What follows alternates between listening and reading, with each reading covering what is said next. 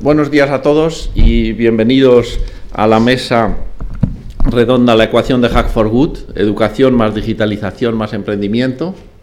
Bienvenidos a todos los que estáis aquí presencialmente y a todos los que nos estáis siguiendo por streaming en las 10 sedes que hay conectadas en este evento.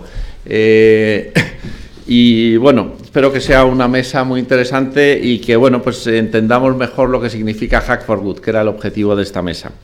En esta mesa tenemos a 3 personas muy relevantes que dan además puntos de vista muy diferentes. En primer lugar tenemos a Pablo Almunia Sanz. Pablo Almunia es patrono de la Fundación Haz lo Posible y además es el director general de Chorus Consulting. Está aquí a mi derecha, voy a presentar a los 3 primeros, que se dedica a inversión en empresas de alto potencial. Es cofundador de Huella, que fue la primera aceleradora social de base tecnológica que hubo en España, es un pionero en estos temas. Y además pues ha desarrollado siempre su carrera como director de sistemas en grandes empresas. Después tenemos a Juan de la Torre, que está aquí a mi izquierda. Juan de la Torre es cofundador y director creativo y desarrollador de negocio de Team Gotham y es un antiguo alumno de ESNE. Yo creo que incluso ha sido participante de Hack for Good en alguna de sus ediciones, o quizá no. Quizá no. Quizá no. Y bueno, pues ha creado, pero es un estudiante que ha creado un estudio madrileño de videojuegos independientes. Está formado por creadores de experiencias como The Guest, que tuvo repercusión mundial, y ahora se encuentra trabajando en Solo, una aventura de puzzles introspectivas sobre el amor en pareja, que nos explicará un poco más. Lo voy a intentar, sí. No sé si se oye.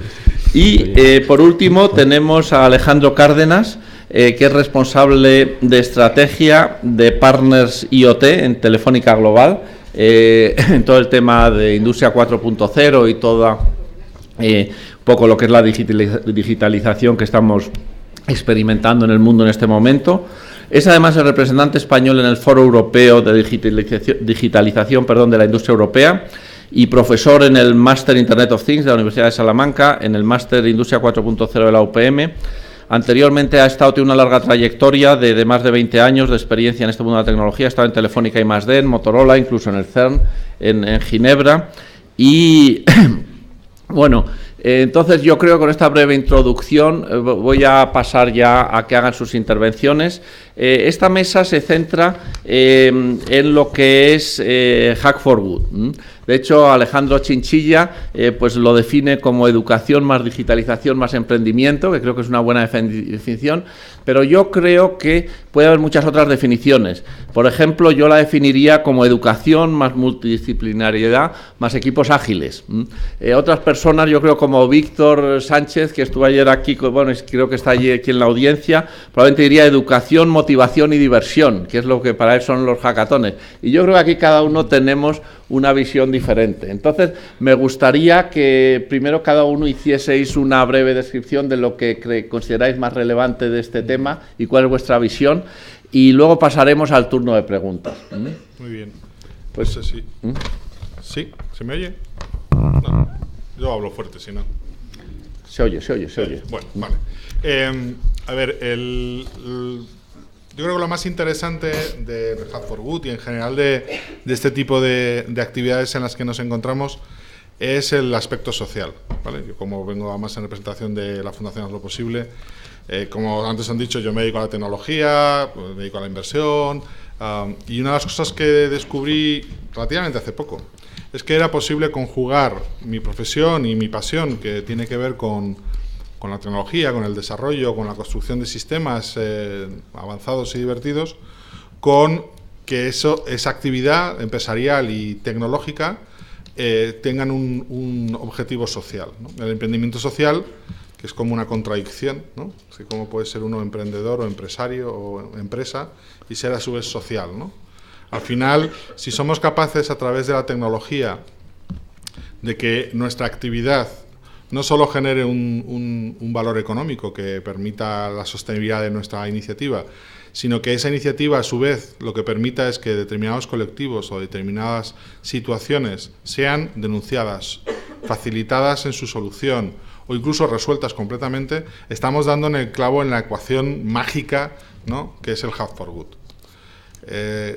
Poder además desarrollarnos profesionalmente en esa actividad, pues todavía mejor, ¿no? Es decir, porque estamos trabajando con retos más difíciles que nunca, ¿no? Ya desarrollar una solución, un proyecto, una iniciativa que consiga funcionar es un reto. Además, conseguir que pueda poder monetizarse de alguna manera es el reto al cuadrado, pero encima que ayude a la sociedad a mejorar es el reto al cubo, ¿no? Y es en la situación en la que nos encontramos, y por eso enhorabuena a todos por afrontarlo con tanta ilusión y tanta entusiasmo. Muy bien, muchísimas gracias, Pablo.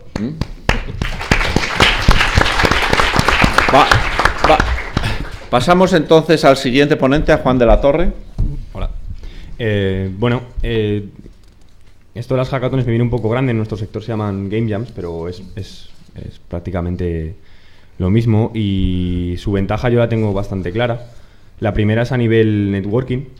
Cuando entras en un sitio de esto, sobre todo cuando son presenciales, pasas 48 horas o 72 horas, las que sean, en un mismo espacio con gente que está interesada en algo que es similar a lo que estás interesado tú, y que encima te pueden ayudar a resolver, pues, desde problemas técnicos que puedas tener hasta en un futuro crear sinergias, ¿no?, por ese interés común que se supone que tenéis. O sea, si estáis haciendo vuestro proyecto, para mí me parece interesante que os levantéis de vuestro sitio y vayáis a hablar con los de la mesa al lado, aunque no os conozcáis, y os hagáis una pequeña introducción, habléis, os vayáis a tomar una caña a la cafetería mientras descansáis, porque en mi experiencia lo que me dice es que esto ha creado situaciones que luego me han beneficiado tanto personalmente como profesionalmente. He conocido amigos que sigo teniendo hoy en día, y he conocido compañeros de trabajo que más tarde hemos podido contratar, ya sea como freelance o como lo que sea, dentro de la empresa. La segunda ventaja que me viene a la cabeza cuando pienso en hackatones o en game jams es claramente el hecho de tener un producto terminado al cabo del final del periodo de hackathon. En nuestro sector, imagino que en cualquier sector de software, terminar un producto es bastante complicado y complejo y requiere muchísimo tiempo. Y aquí tenéis la posibilidad de concentrar todo ese proceso en X horas, hacer un proyecto más reducido y al final del periodo tenerlo terminado, tener algo que se puede colgar en una store, que se puede presentar como vertical slice, como prototipo a pues inversores o gente que pueda estar interesada, prensa, no lo sé. Creo que eso es un valor muy positivo, que cuando sales de aquí tienes algo que en teoría deberías estar orgulloso, ¿no?, de tu trabajo, y que puedas enseñar, decir, bueno, pues yo hice esto, y ¿qué te parece? ¿Cómo lo puedo mejorar? Lo puedo colgar en una story, puede tener descargas. Nosotros, la primera hackathon Game Jam que hicimos un juego como de cocina y demás, y de memoria, y lo colgamos en la store de Windows Phone cuando justo acababa de empezar, y tuvo como más de 100.000 descargas al cabo de unos cuantos meses, y eso fue por el esfuerzo que estáis haciendo ahora vosotros, ¿no? Si conseguís, o si tratáis de llegar a un producto reducido pero completo, que luego sea escalable, creo que tenéis un valor añadido muy, muy interesante en este tipo de actividades. Muy bien, muchas gracias.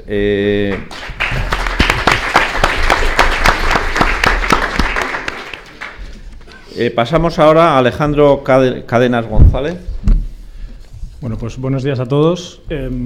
Es curioso porque a mí cuando me invitan a hablar de digitalización, pues suelo empezar diciendo que es una gran disrupción, que lo permea todo, que lo está cambiando todo. Pero claro, en este foro es un reto decir esto, porque todos sabéis de digitalización probablemente mucho más que yo. Y es que para vosotros lo que es la digitalización, y aquí cada uno puede tener su propia definición en la cabeza, ¿no?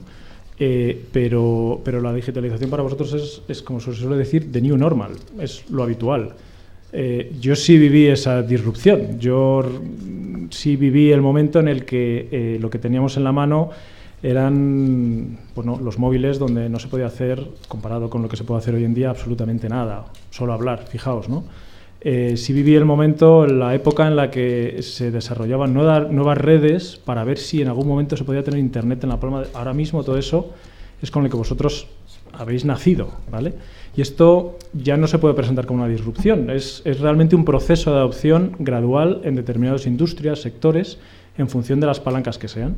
Y esto se ve muy claramente, sobre todo, tenía antes una conversación muy interesante por aquí, cuando eres padre y ves las nuevas generaciones, pero las nuevas de verdad. Es decir, yo tengo 3 hijos y uno de ellos, el mayor tiene 6 años y no entiende cómo para ver determinado contenido en la televisión hay que esperar a determinado día de la semana, hora del día. No, yo lo quiero ver ahora, papá, ¿por qué no me lo pones?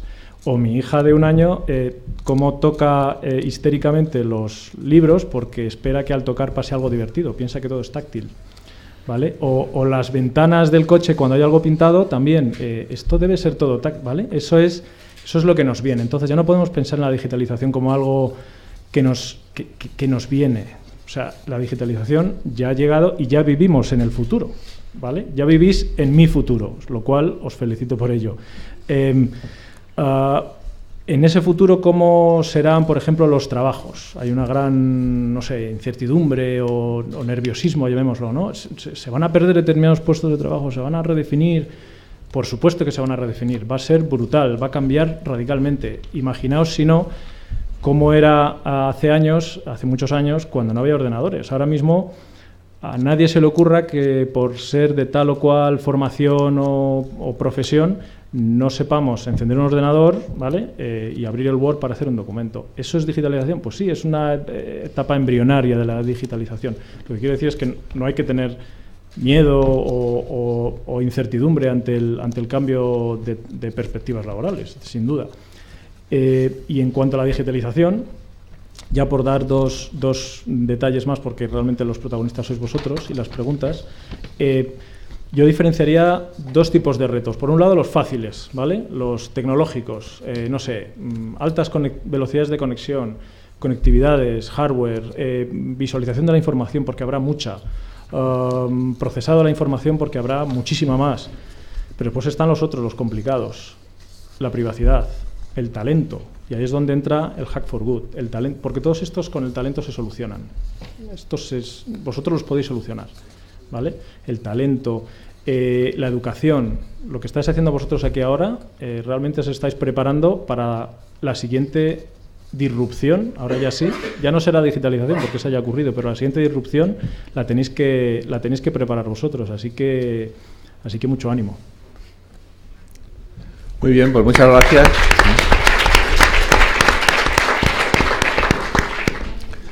Muy bien, pues después de esto vamos a pasar al turno de preguntas y entonces yo quería lanzar una primera pregunta. Bueno, primero pregunta a la audiencia. Ya que estáis aquí, los que de verdad estáis viniendo a Hack for Good, entonces, ¿cómo lo veis vosotros? ¿Se anima alguien a decir cómo ve Hack for Good? A ver, alguno de los de la escuela, de los de ESNE, de los verdes, de todos los grupos que fueron surgiendo ayer, ¿quién se anima a dar su visión sobre cómo veis Hack for Good y qué valor le veis vosotros desde vuestra perspectiva? El micrófono, Abel, ¿lo puedes?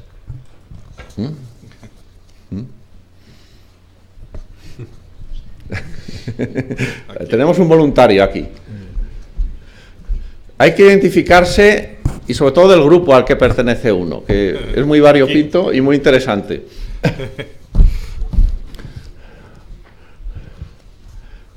Buenas, Miguel Moreno, y yo ahora estoy de voluntario, pero yo ya estuve en 2 ediciones y me parece que es un evento que en esta edición ha mejorado con respecto a la anterior. Creo que, como ya han dicho los compañeros, no solamente te aporta lo que podrías tener en una Game Jam, sino que además, al tocar temas de salud y el que los equipos sean multidisciplinares, es lo que te ayuda a conocer gente que de otra manera no conocerías, como puede ser gente de medicina, psicólogos, etcétera. Y todos te ayudan a que de verdad lo que estés haciendo sea un reto que de verdad tenga una importancia en la sociedad. Así que yo las 2 ediciones pasadas en las que participé, creo que saqué 2 proyectos interesantes y además que eso, con posibilidad de futuro, de hacer algo que de verdad se pueda comerciar y sacar un beneficio de ello. Y en esta edición yo no he podido participar como hacker porque no me daba la vida, así que bueno, pues por lo menos que pueda ayudar, ¿no?, aquí a la gente que lo esté haciendo y echarles unas manos con lo que pueda. Fantástico, muchas gracias y muchas gracias por tu... Por cierto, ¿de dónde vienes? ¿De qué grupo eres? De ESNE. De ESNE, vale, perfecto. A ver, ¿alguien más se anima?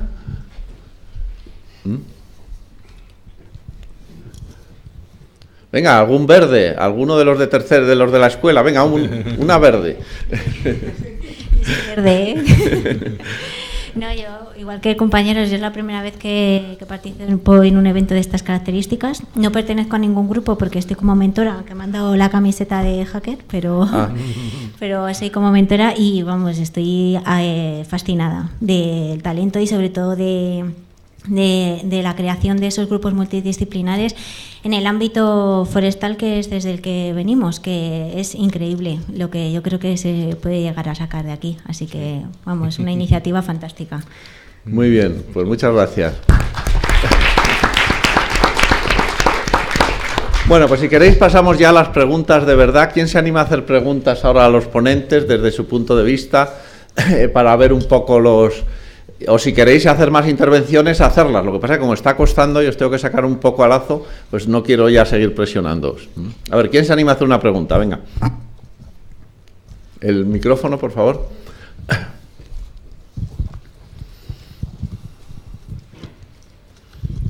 Yo tengo una pregunta para el gamer.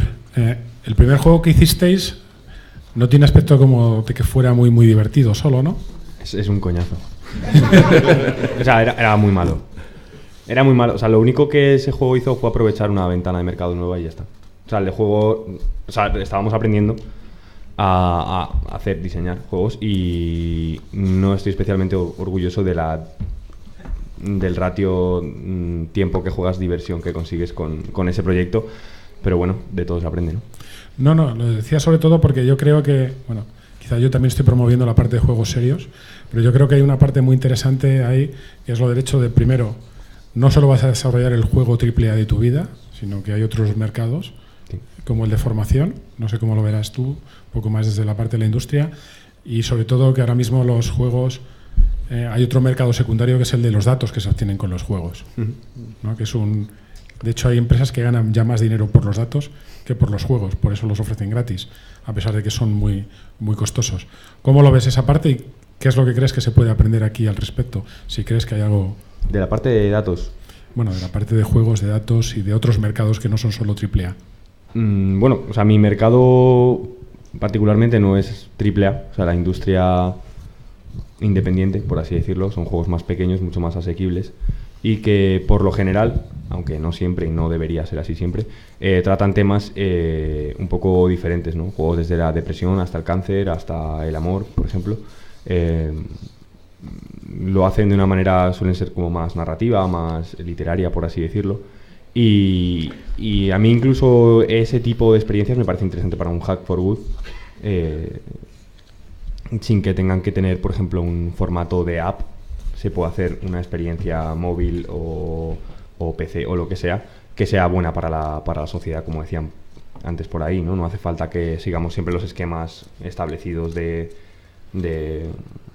hacer aplicaciones que realmente parezcan aplicaciones, ¿no? Un juego al final no deja de ser una aplicación y puedes contar una historia a través de la interacción.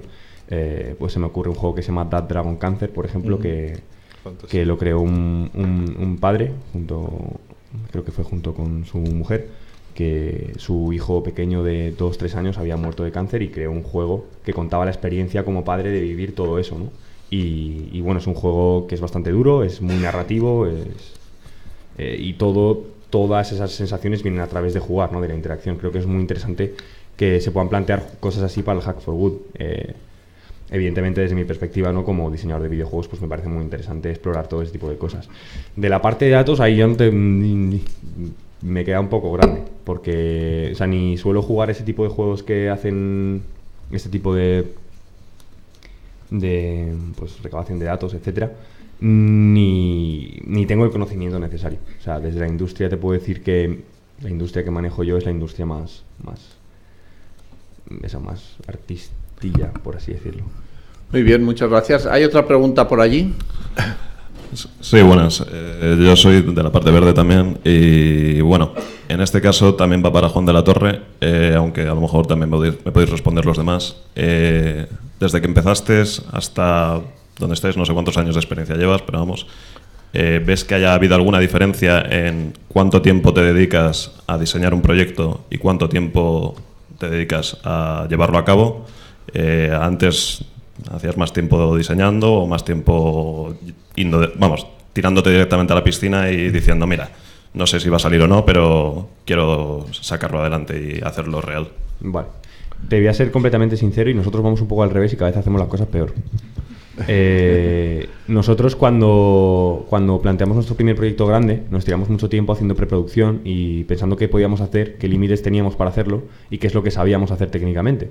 Entonces nos salió un juego, pues no sé si estás familiarizado con diseño o programación de videojuegos, pero bueno, salió un videojuego en primera persona, en un entorno muy pequeño, que era muy fácil de explorar, no había muchísimas opciones, no era un mundo abierto, no nos hacían falta datos ni nada así. Entonces, bueno, ese proyecto salió bastante bien adelante. Cuando hemos planteado un segundo proyecto, ya por toda la inercia que llevábamos, por toda la experiencia que teníamos, pensábamos que podíamos hacer algo más grande. ¿Qué ha pasado con eso? Que al no dedicarle suficiente tiempo a esa preproducción, nos pegamos un batacazo, por así decirlo, y tuvimos que recular al cabo de los 6 meses, o más o menos, y al cabo de perder muchos miles de euros. Entonces, creo que el tiempo de preproducción de un proyecto no debería variar según tu experiencia. Creo que siempre deberías dedicarle un tiempo muy considerable a ver qué quieres hacer, en qué mercado lo quieres encajar, qué límites tienes, cuál es tu equipo, cómo va a ser tu plan de producción. Es probable, sí que es probable que un director creativo con mucha experiencia, un productor con mucha experiencia, le sea mucho más fácil encajar todas esas variables en una cantidad menor de tiempo. Pero nosotros desde luego no hemos notado que podamos reducir nuestro tiempo de planteamiento a la hora de desarrollar. Es más, cada vez intentamos hacer cosas más grandes y cosas más potentes, entonces tardamos mucho más, se nos estira mucho más. Nosotros tardamos 2 años en hacer nuestro primer tardamos 6 meses en hacer nuestro primer videojuego, luego el siguiente fueron 2 años y el que estamos ahora está por 2 años y medio ya, o sea que quizá no soy el mejor ejemplo. Muy bien, ¿más preguntas? ¿Nadie se anima? Bueno, pues yo voy a hacer una pregunta a Pablo Almunia. Desde tu punto de vista y como experto un poco del mundo de las inversiones, ¿qué consejos darías a los que participan aquí en Hack for Good si quisiesen acceder a capital riesgo o a elementos así? O sea, ¿cuáles serían los elementos principales que crees que...? Eso es una pregunta interesante porque y además tiene también que ver con el aspecto social que tenemos hoy, ¿no? Lo más importante es conocer el problema que estás intentando resolver. Uno de los problemas que tenemos los que nos dedicamos a la tecnología o al diseño es que en muchas ocasiones somos una solución en busca de problema, ¿no? Yo tengo una app, pues, me gusta hacer esto y ahora voy a buscar a alguien que tenga una necesidad y quiera comprar lo mío, ¿no? Si tú conoces bien una problemática, un pain que se dice, ¿no? Algo que le duele a alguien, ¿no?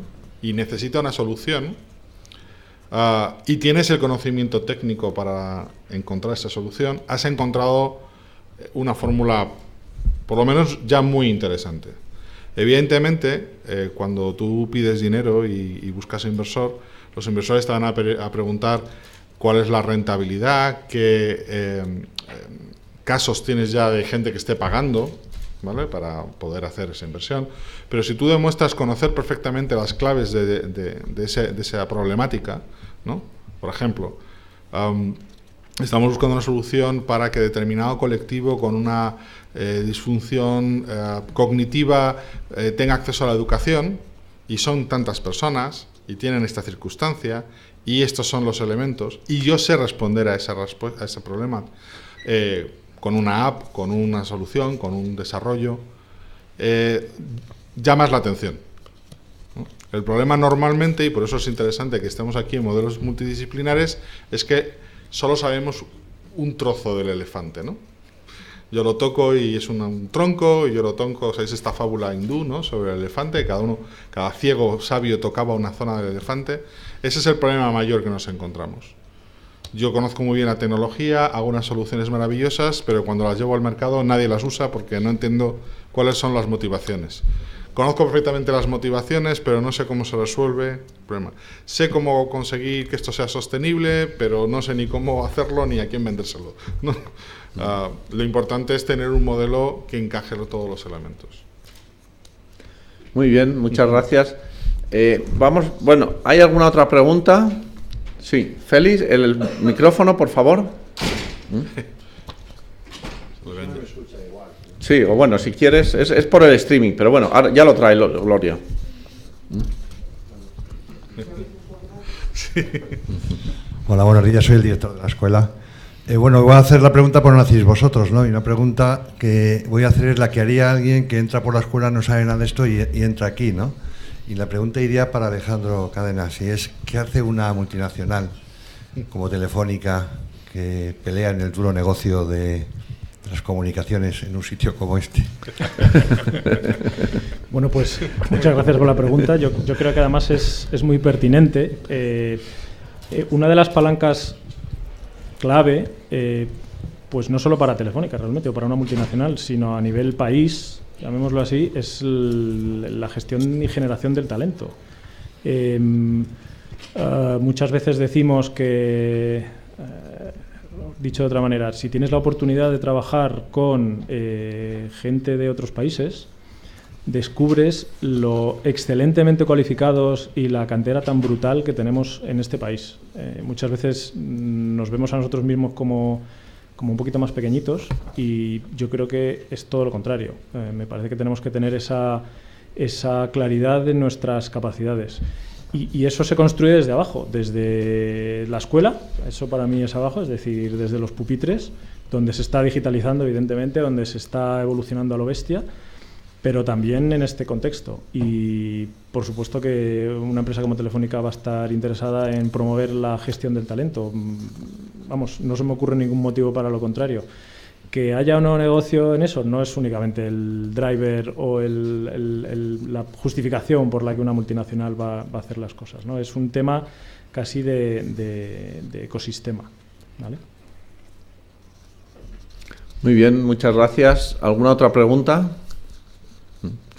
Bueno, yo tenía otra pregunta también para Alejandro Cárdenas, y es que creo que además que es interesante para la audiencia de aquí, y es estamos en un proceso de digitalización acelerada, como has mencionado muy bien. Entonces, ¿cuáles crees que son los perfiles profesionales más importantes que van a aparecer nuevos y que se van a necesitar en este nuevo mundo? Porque yo creo que precisamente en este enfoque de multidisciplinar la gente se empieza a posicionar y tu visión ahí puede ser muy interesante.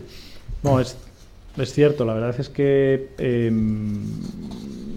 lo que sería el modelo de trabajo, ¿no? Que al final es un poco lo que nos tenemos que proyectar el futuro, qué es lo que se va a demandar, cómo se va a trabajar, qué cosas necesito saber, ¿no? Si yo hablara conmigo mismo hace 5 años, ¿qué me diría que hiciera? ¿Qué me diría que estudiara? ¿Qué me diría que no?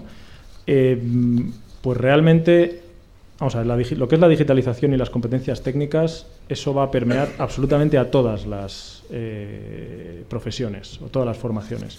Igual que lo que decía antes de que ya no concebimos que que cualquier pidas soporte IT para que te ayuden a encender el ordenador y abrir el Word, eso nadie se lo imagina. Es muy probable que dentro de 10 años todo el mundo, en todas las formaciones universitarias, en todos los entornos laborales, tenga que saber programar. A lo mejor no programe, pero deba saber cómo funciona eso por dentro, ¿vale?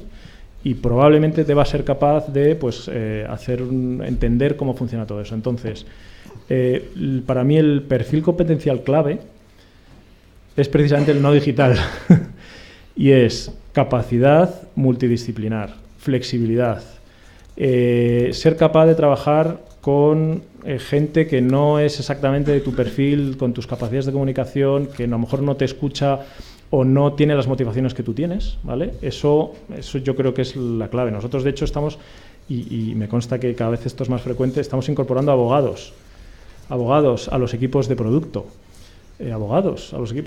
¿Por qué? Pues que son las personas, aparte de ser tremendamente enriquecedor contar con un abogado en esos contextos, porque te da una visión radicalmente opuesta a la tradicional, son capaces de levantar la mano muy pronto en cuanto a cuestiones de privacidad y compartición de información. Ellos saben, oye, ten cuidado con esto, porque es que realmente lo que comentaba antes, muchas veces el técnico asume que hay que desarrollar tecnología just because, es decir, porque sí, ¿por qué desarrollo tecnología? ¿Por qué hago este producto? Porque puedo, ¿no?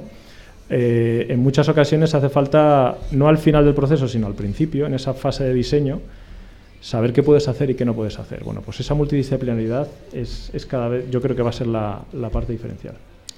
Muy bien, muchas gracias. Bueno, ya una última pregunta, si tiene alguien. Bueno, como nadie tiene, yo por hacer una pregunta a cada uno de los miembros de la mesa, le voy a hacer una también a Juan de la Torre. Es una pregunta un poco morbosa, pero es que me he quedado con las ganas y yo creo que mucha gente en la audiencia también. ¿Qué es eso de solo una aventura de puzzles introspectivas sobre el amor en pareja? Vale, pues bueno, es el proyecto que estamos haciendo ahora, el que le contaba que llevamos 2 años y pico haciendo. Al final, bueno, evidentemente es un videojuego en el que encarnamos a un marinero, marinera o marinere y tenemos que explorar un archipiélago enorme, lleno de islas coloridas, en las que se nos plantean, si bien puzzles y preguntas sobre cómo vemos y cómo interpretamos nosotros las relaciones personales a nivel, pues, romance. Y la idea era un poco que los jugadores introspeccionaran, hicieran esa introspección sobre cuál es su verdadera idea sobre el amor, ¿no? Planteamos preguntas que a veces son un poco duras, por así decirlo, pero que normalmente tu familia o tus amigos o incluso tu pareja no se atreve a preguntarte. Y la idea es, bueno, pues eso, ¿no? Que puedas llegar a darte cuenta de que hay cosas de ti que igual no sabías respecto al amor, o respecto a tu expareja, o respecto a nunca has tenido pareja y quieres conseguirla y tienes un montón de inseguridades o no las tienes. Entonces, ¿qué estás haciendo para conseguir conocer nueva gente? ¿O por qué odias o odiaste a tu expareja? Y todo ese tipo de cosas, ¿no? que parecen muy banales, pero creo que son interesantes y que muchas veces no hablamos de ello porque tenemos un poco de mordaza. Muy bien, pues muchas gracias. Bueno, pues con esto acabamos esta mesa redonda. Muchas gracias a todos por vuestra participación.